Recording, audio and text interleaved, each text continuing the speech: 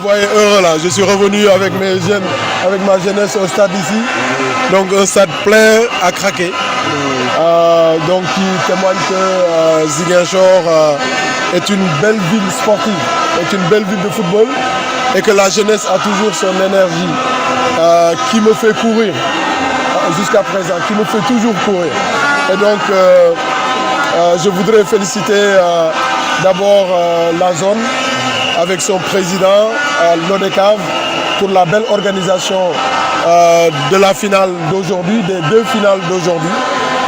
Féliciter toutes les équipes qui ont perdu la finale, l'équipe de Santhiaba, l'équipe de Kadior, et encourager et féliciter l'équipe qui a gagné les deux finales, l'équipe de mes amis là, l'équipe de Belfort, de Mbemba, de Papcher, qui sont des amis, qui sont des compagnons.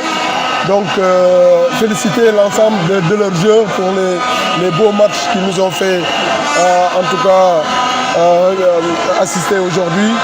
Remercier les supporters pour leur enthousiasme, pour l'ambiance festive qu'ils ont amenée aujourd'hui au stade.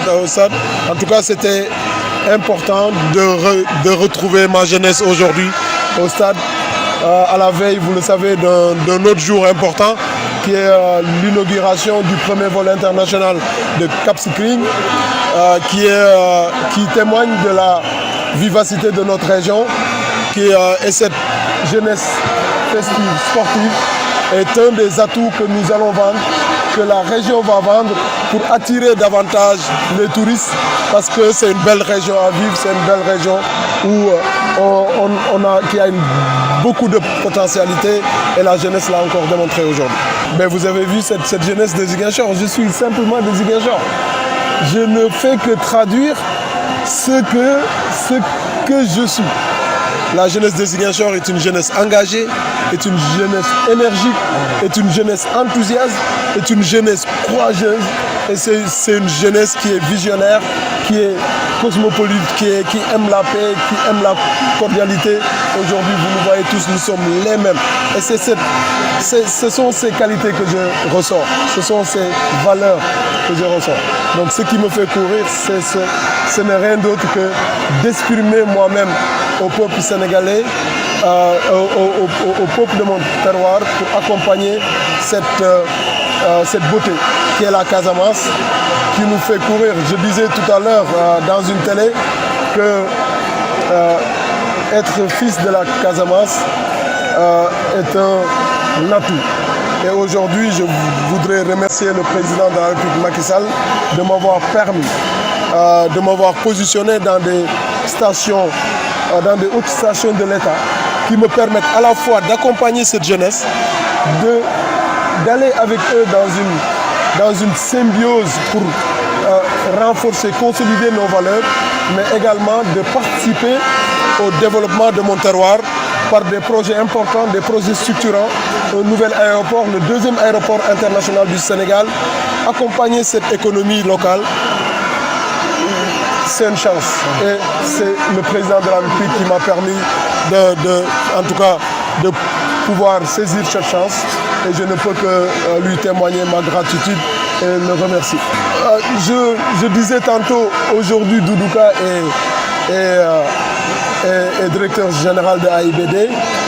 Doudouka peut-être demain, et sûrement, il ne sera plus peut-être même pas dans l'État, dans une fonction de l'État, peut-être dans quelques années.